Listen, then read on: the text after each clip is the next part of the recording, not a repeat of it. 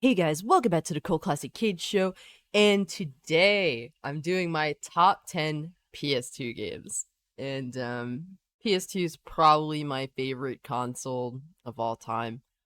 It's when I'm thinking of like gaming platforms for me, it's definitely the PS2 and the GBA are high up there. So really excited to do this. And before we get into the main games, there are some honorable mentions. Now, the first honorable mention, I used to own the game.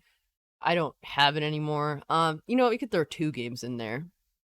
Uh, that would be The Punisher. That game was super fucking brutal. Oh my god. Anybody who played that game, if you're like a gore hound, if you just like when I was a kid, I looked for little weird shit that made me addicted to games. And making people suffer in that game was one of those addictions that I had. And that game was super super insane.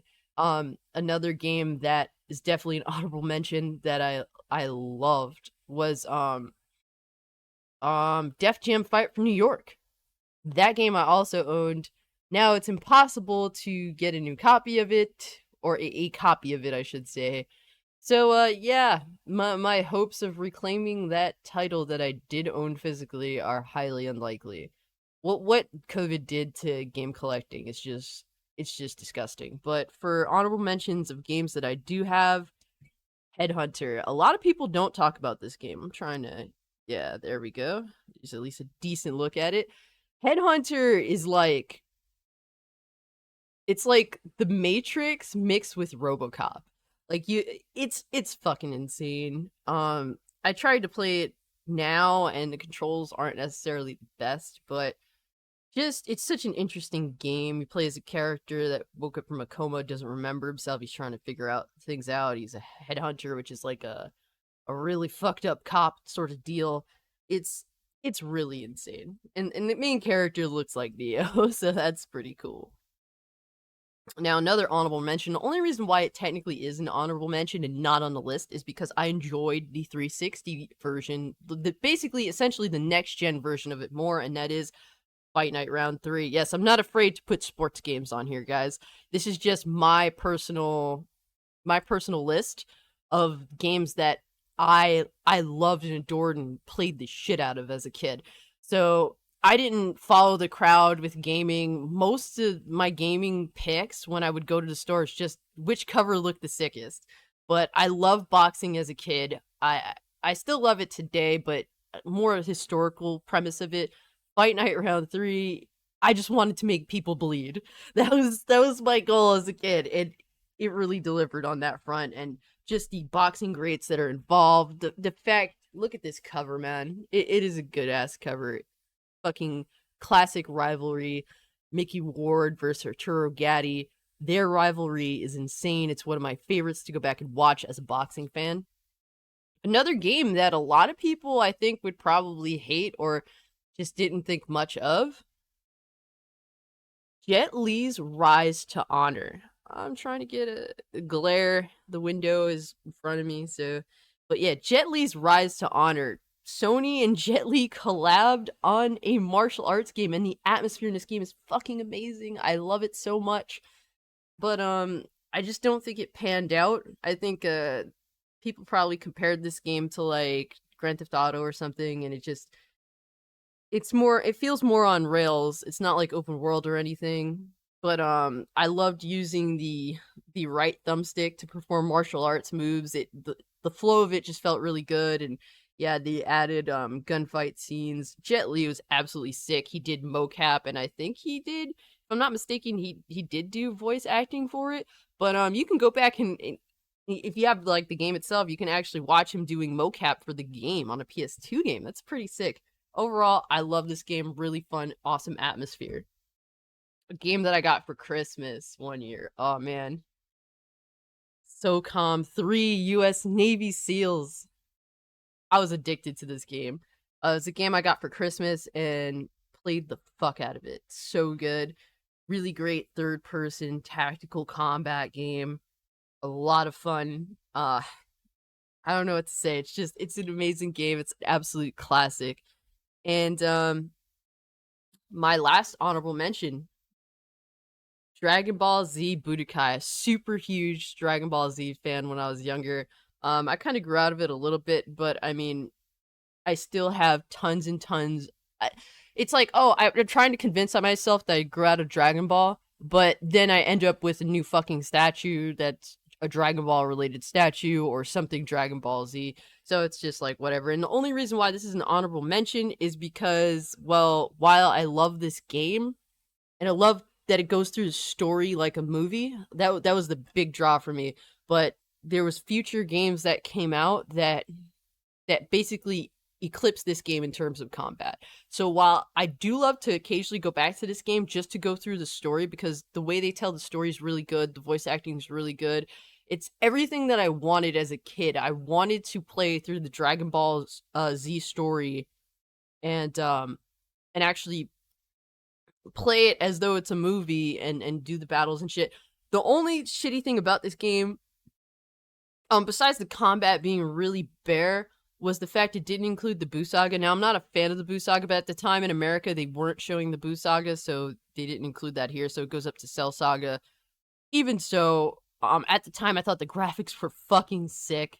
Now, I mean, it still holds up to me. Like, I'm okay with the graphics now, but in terms of combat, there are games that definitely were huge upgrades. So, definitely an honorable mention. One of my favorite games that I would go through the story so many times. Now, getting to the main stuff. So that's all the honorable mentions. Now we're getting to the main meat and potatoes, guys. So, I don't know if I should do this in any given order. I'm probably decisions. All right. I'm going to try and do this in some sort of order. Kind of.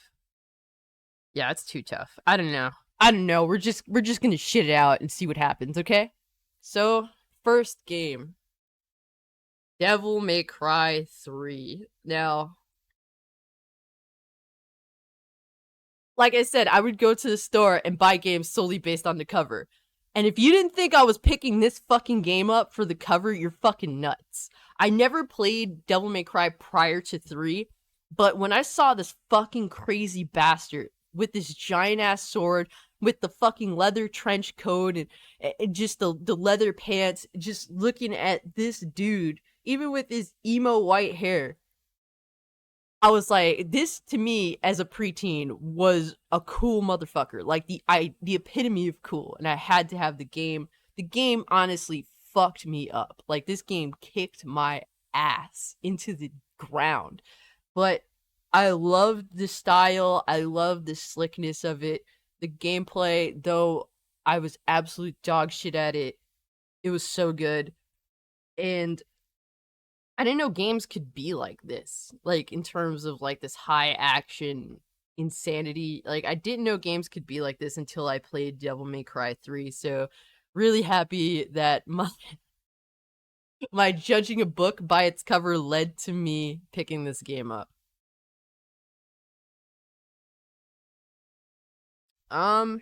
Let's see. Another game I did get for Christmas is True Crime Streets of LA. Now, for Christmas, I got True Crime Streets of LA and Dragon Ball Z Budokai 2. Safe to say, I was gaming like fucking crazy that Christmas. I couldn't pick between the two. I love this game for the story. I love the cheesy dialogue from the main character. I forget what his name is. It's been a while. I do need to revisit this game. And while it definitely was playing off GTA, I didn't mind that at all, even if it felt a little limited. But the main character is a cop, which is really interesting because most games, you know, you don't really play as a cop. But you play as a cop in LA. He's trying to uncover like this crime syndicate. I love the cover. I wanted it because of the cover. That's fucking sick. Nick, I think his name's Nick. Yeah, I remember Nick. And the voice acting's good, even though the cheesy ass line deliveries. I love the martial arts. Just like what makes a really fun game that I want is a mix of like gunplay, martial arts, and cool driving, and it had all of that. And this game started up a franchise and it led to one of my favorite PS3 games. So love this game. I had to put it on the main list. And yeah, let's see. Another boxing game that I love and it's from one of my favorite film franchises is Rocky. This game, if you're a Rocky fan, going through this game is such a treat. I would go through it so many times, unlock all the characters and just have exhibition matches, but definitely going through the main story if you're a fan of Rocky, and I've always been a fan of Rocky. I remember as a kid, I would go wet my hair so my hair was super wet, and I'd be like pretending to box and shit because I wanted to be Rocky. And oh my god, just watching that franchise for me as a kid was just so much fun, and being able to play through it here, even though to me the controls weren't as good as Fight Night, it's just this being able to go through the story. They had different variations of Rocky, which I thought was really really neat. So you'd have like Rocky 1 Rocky, Rocky 2 Rocky, and you could see Rocky like the difference in his build in the game, which I really did appreciate. It wasn't just, oh, we're just gonna change his trunks so he has a different look. Like they really did redesign Rocky so it was through every era of Rocky in every movie. And I really appreciate this game so much. And surprised that it is a Ubisoft game. But they did a really good job with this. Overall, as a fan, it definitely was a treat for sure.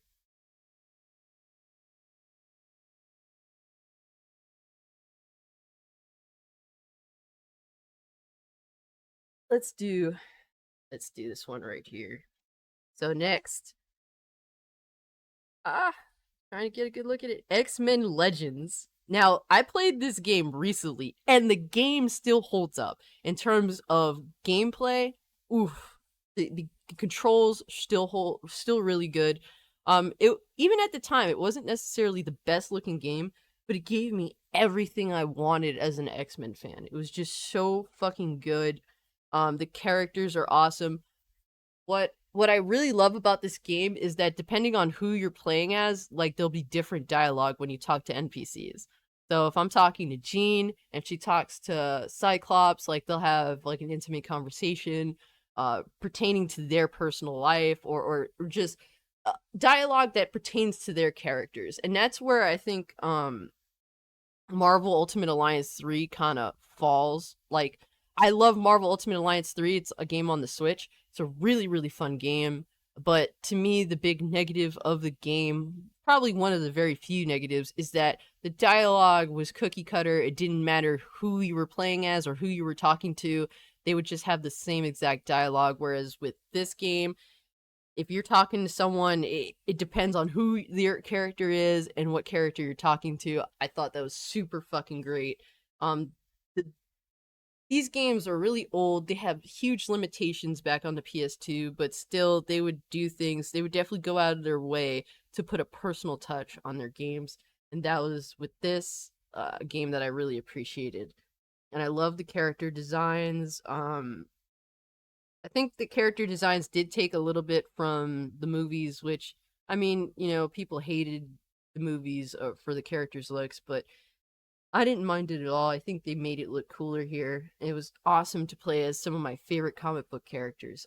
I absolutely adore this game, and it's a really fun one to actually go back to and play. So if you were thinking that this game didn't age well, definitely go check it out again because it did. Graphically, not the best looking game, but in terms of controls, very intuitive, really good.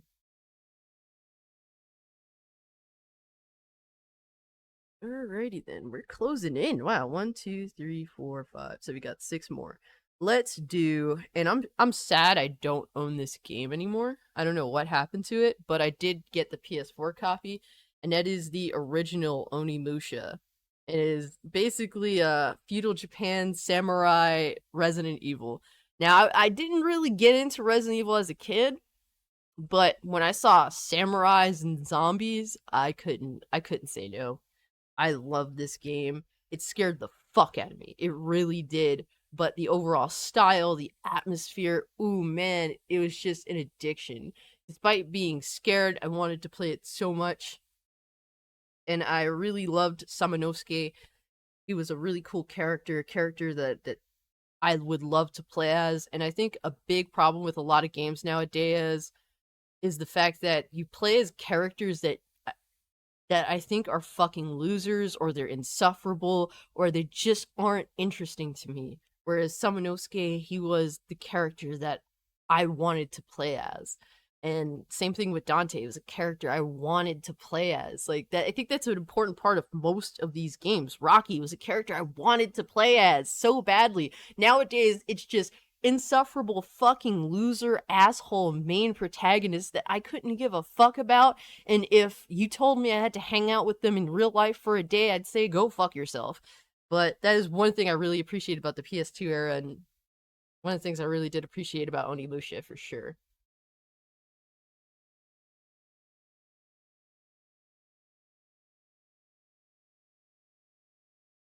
All right, we are closing in on the final five. Let's go.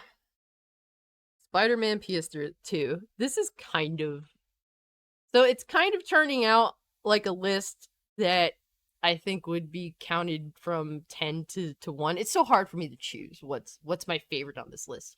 It's hard for me to choose period when it comes to PS2. There's so many fucking games that I really adore genuinely, but Spider-Man PS2, just the swinging mechanics kept me here for fucking years. Forget days, forget hours. I would go back to this game like so much over years of time because of how good the swinging mechanics are and just how free the game made you feel. And I think that's what's important about games, especially with a Spider-Man, because you have all this power. With great power comes great responsibility, but also great freedom. The amount of freedom this game gave you at a time where games couldn't really give that much freedom, or it was very difficult to do so, was just, this is what makes it a top 10 for me for sure. And just the main campaign was good, but it was really just that sense of freedom of traversing New York that kept me addicted for so long. And the fact that Tobey Maguire did voice acting for this, overall, really cool. He was really dedicated to being Spider-Man, so big shout out to Tobey Maguire for voicing all of these Spider-Man games. It's something he totally didn't have to do.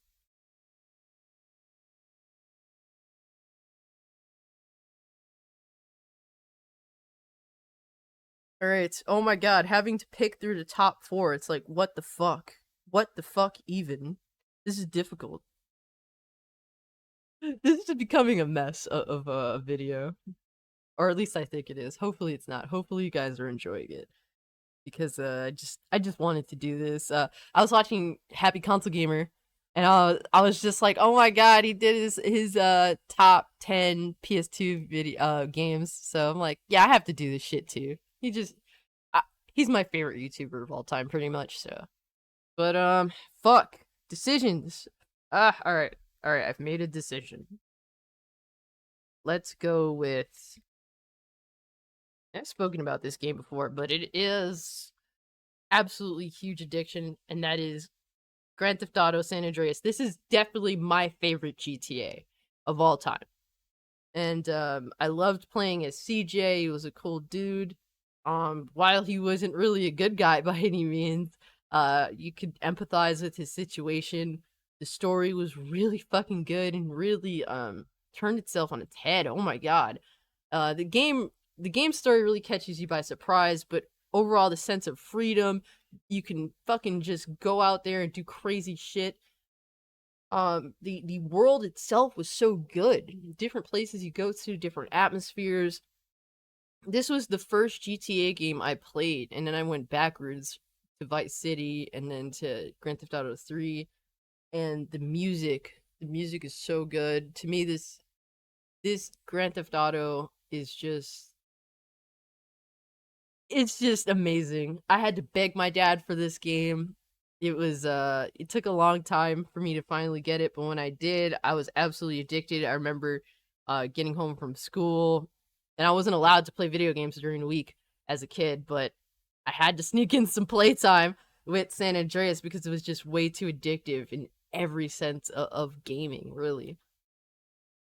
Overall, I have a lot of good memories of this game, doing a lot of crazy shit. Like, this game made you feel bad while you were playing it. Like, I felt like I was gonna get in trouble or something.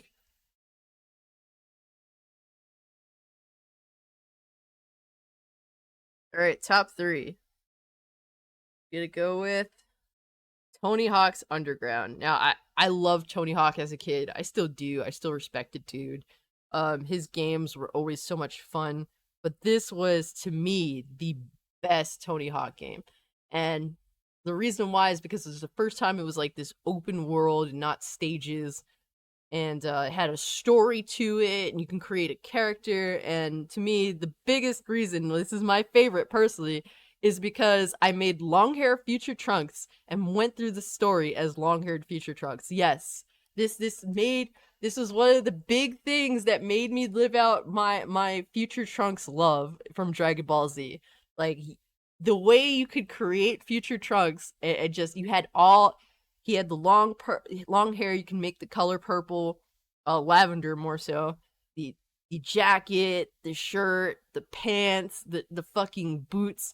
You can make him like one for one in this fucking game, and that was the coolest thing because I remember playing the game being so hyped because my character was fucking Future Trunks of all things, and watching Future Trunks skateboard is definitely a really interesting thing to say the least. I love this game, the open world, um, the stupid shit. It was like entertaining, but overall, it's all about the skating. The skating was really good. It was a huge upgrade from the Pro Skater games. Definitely for sure. It was. This is probably my all-time favorite Tony Hawk game. The most recent one, the Pro Skater 1 and 2 remake, is also up there as well. But the character creator on that one has nothing on this, surely. Alright, top two. Now, I don't know what happened to my PS2 copy of this game.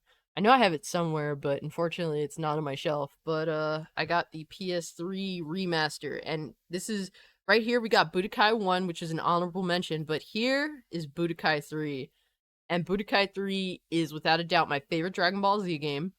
I know people prefer the Tenkaichi series, but I liked the 2D gameplay of the game, or technically it's not 2D. Technically, but I like the way it was like side by side like a traditional fighting game. Whereas Tenkaichi you kind of take the third person background. But I love this game. I loved going through the story. You could play through each character's storyline that you unlock in the game, which I thought was really cool. The character selection was really good. The fighting was really good. Now with these games, like it would it was like it would try to be like a fighting game, but I don't really consider this a fighting game. It's like a very scrubby fighting game because basically every character had essentially just about the same exact move, so I don't really consider it a real fighting game. But nonetheless, it was a lot of fun, and I adored playing this game. I was super addicted, super fucking addicted, and Boo's broken as fuck. But it was cool that you could unlock secrets, do like little things on like the world map. You could find Broly, Super Saiyan 4 Goku and Vegeta. Those were really cool. And if you actually had Infinite World, which is basically Budokai 3 but a little bit different, I had that one too. I only had the actual disc copy of that. But I was actually surprised I could even find that game because it wasn't really something that they sold, at least where I was at. So I managed to get a disc copy of Infinite World from GameStop. And that was really cool too because you could play as Vegeta from GT. And while GT is shit, admittedly, but I think Vegeta's overall design with his leather like vest and was really cool. He had some really cool moves. There's like a couple other characters that are in the game, and the story's different. But overall, Budokai 3 is definitely the best version of the game, and I really, really loved it. At the time, the graphics were fucking sick. I really love the graphics. You can't see it. I'm showing it, but I'm sure you can't see it. Having it having it on PS3 for a remaster was cool, but I played it the most on the PS2, and I love the music, going through the characters, the character selection, the fighting moves was a huge upgrade from Budokai 1. But Budokai 2 had a good upgrade as well. Budokai 3 to me is the best. And I prefer it over the Tenkaichi games, even Tenkaichi 3, Budokai Tenkaichi 3 I should say. But that game's also really good, but Budokai 3 is the height of Dragon Ball Z games for me. And I used to get every yearly Dragon Ball Z release because I was just a super addict and had to have it. But Budokai 3 is definitely my favorite. Now, probably my all-time favorite game, a game I went through so many fucking times. A lot of people may not even know much about this game, but I was addicted to Western games. Like, if you had cowboys in it, I had to fucking have it. That game is Red Dead Revolver by Rockstar, and I love the story. I love the main character. He reminded me of Clint Eastwood.